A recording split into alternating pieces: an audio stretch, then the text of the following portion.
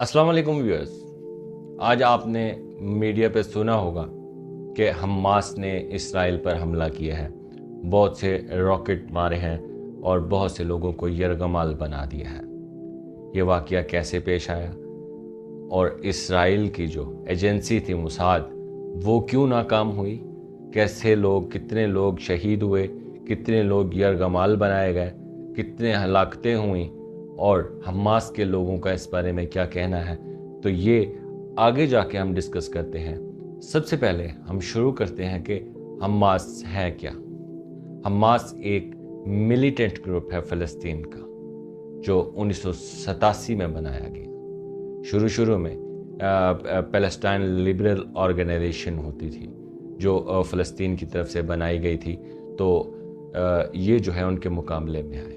ये समझते थे कि जो पैलेस्टाइन लिबरल ऑर्गेनाइजेशन है ये फ़लस्तीन के लिए सही तरीके से काम नहीं करती। फ़लस्तीन हमारा हिस्सा है, इसलिए हम इसको चलाएंगे। तो ये 1987 में आए।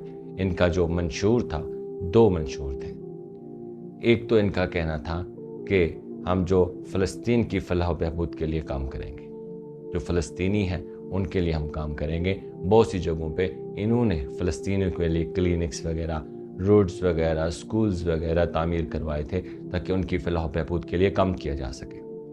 जो दूसरा इनका मंशूर था, वो कहते हैं कि ये जो यहूदी हैं हम इनको इधर नहीं रहने देंगे। ये जो इसराइल वाला, फ़लस्तीन वाला हिस्सा है, हम इससे इसराइलियों को निकाल फेंकेंगे, यहाँ पे उनका कोई वजूद नहीं रहेगा। तो ये उनके दो मंशूर थे जो शुरू से इन्होंने लगाए थे। 1990 में जो है जाके मशहूर हुई, क्योंकि फ़लस्तीन ने जो है वो इसराइल के साथ अमन मुआहदा किया हुआ था। तो जब इन्होंने अमन मुआहदे की मुखालफत की और इन्होंने कहा कि कोई अमन नहीं रह सकता, फ़लस्तीन हमारा है और हमारा रहेगा, इस वजह से इन्होंने मुखालफत की। यहाँ से इनको बहुत शोहरत मिली और ये आगे की तरफ बढ़ते गए। इसराइल को ये लोग पसंद नहीं आए तो उन्होंने इनके ऊपर हमले किए। 1996 में इन्होंने हमला किया था। इनका एक जो बम बनाने वाला था याह्या अय्याश, उसको उन्होंने 1995 में कत्ल किया था, जिसके जवाब में 1996 में इन्होंने कार्रवाइयाँ की हमास ने और इन्होंने खुदकश हमले किए। बहुत सी बसें और गाड़ियाँ जला दी, जिसकी वजह से ये तनाज़ा आगे की तरफ बढ़ता गया। फिर इसराइली भी सुकून से नहीं बैठे। 2004 में इनका जो रूहानी पेशवा था उसको इन्होंने कत्ल कर दिया, उसको और उसके बेटे अब्दुल अजीज़ को इन्होंने कत्ल कर दिया, जिसके जवाब में फिर इन्होंने दिफाई पोजीशन ली और बहुत से रॉकेट हमले किए और बहुत से इसराइलियों को नुकसान पहुंचाया। ये इस तरह की कशमकश चलती रही। 2005 में हमास का प्लान बना कि हमने अब पॉलिटिकल इन्फ्लुएंस करनी है। तो 2006 में ये जाके इलेक्शन लड़े और इलेक्शन गज़ा वाली साइड से ये जीत गए। इनको वाज़ेह अक्सरियत थी, फ़लस्तीनी इनको सपोर्ट कर रहे थे, जिसकी वजह से उस वक्त के जो सदर थे उनके साथ इनका तनाज़ा हुआ और इन्होंने जो है 2006 में गज़ा में हुकूमत बना लिया। इन्हीं लड़ाइयों की वजह से बहुत दफ़ा इसराइल ने मिस्र के साथ मिलकर गज़ा की नाकाबंदी भी की। तो ये मैं आपको थोड़ा सा मैप के साथ वाज़े कर दूं कि गज़ा क्या है और ये बाकी इलाका क्या है। ये जो मैप आप देख रहे हैं, इसमें जो एक तरफ आपको वेस्ट बैंक नज़र आ रहा है, यहाँ पे जो बीच में आप येलो बॉक्सेस देख रहे हैं, ये फ़लस्तीनियों के कब्ज़े में है, और ये जो आप स्काई कलर का एरिया देख रहे हैं, ये इसराइलियों के कब्ज़े में है।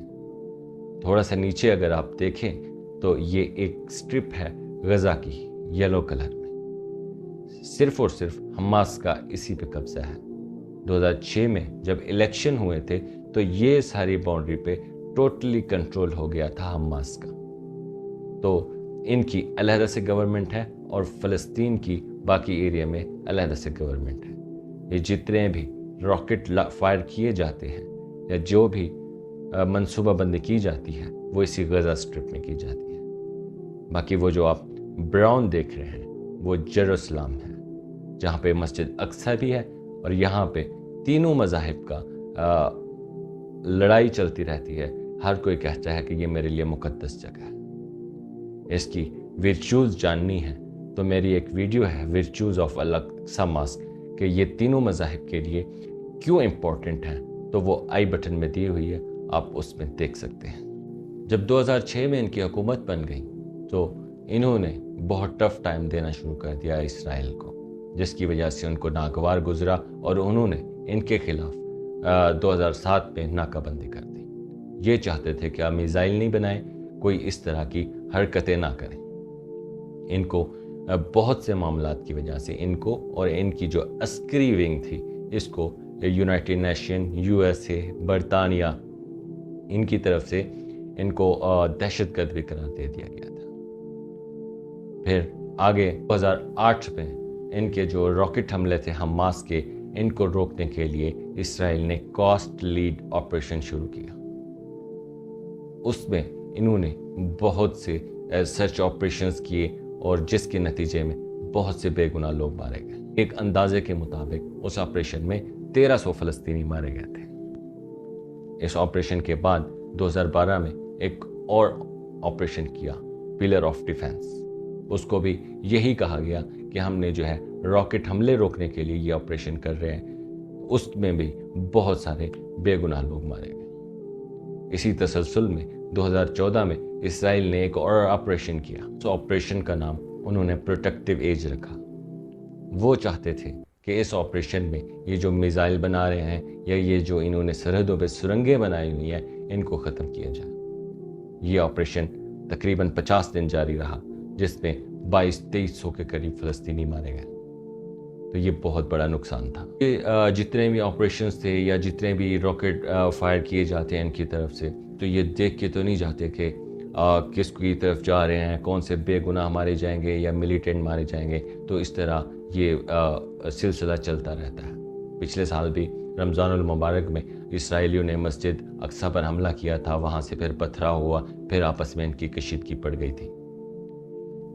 اس سب کو دیکھتے ہوئے آج پھر دوبارہ سے وہی خانہ جنگی شروع ہوئی۔ عینی شاہدین نے دیکھا کہ صبح غزہ کی طرف سے کچھ حماس کے لوگ موٹر سائیکلز پہ، پیراگلائڈرز پہ نکلے باہر اور وہاں پہ جو اسرائیلی تھے ان کو یرغمال بنانا شروع کر دیا۔ کچھ اطلاعات کے مطابق 5000 کے قریب راکٹ میزائل بھی فائر کیے گئے اور بہت سے ان کے جو ملیٹنٹس ملٹری کے لوگ تھے ان کو یرغمال بنایا۔ انٹرنیشنل میڈیا بہت اٹھا ہوا ہے کہ یہ کیا ہو رہا ہے، ایسے یہ غیر قانونی حرکتیں ہیں، اس طرح حرکتیں نہیں ہونی چاہیے۔ جو ان کا حماس کا ہے محمد دیف، اس نے کہا کہ انف از انف، بہت ہو چکا ہے، ہم نے بہت برداشت کر لیا ہے، یہ ہمارے اوپر بہت ظلم و ستم کرتے ہیں، اب کی بار ہم نے ان کو نہیں چھوڑنا۔ تو اس حملے میں کہہ رہے ہیں کہ یہ آج تک اس طرح کا حملہ کوئی نہیں ہوا کہ انہوں نے بارڈر کے پار جا کے پیراگلائڈر سے لینڈ کیا ہو اور وہاں پہ اس سے حملہ کیا ہو اور یرغمال بنایا ہو۔ ادھر سے اسرائیل کا جو ڈیفنس منسٹر ہے وہ کہتا ہے کہ حماس نے یہ کر کے بہت غلطی کر دی ہے، ان کو بہت پچھتانا پڑے گا اور ہم حالت جنگ میں ہیں اور ہم اس جنگ کو جیت کر دکھائیں گے۔ تو اس طرح کا سینیریو بنا ہوا ہے۔ ادھر سے حماس والے کہتے ہیں کہ اب ہم فلسطین کو آزاد کرا کے ہی چھوڑیں گے۔ وہ مسلم امہ سے سپورٹ مانگ رہے ہیں کہ ہم نے بہت ظلم سہ لیا تو ہماری ہیلپ کی جائے تاکہ ہم آزادی حاصل کریں۔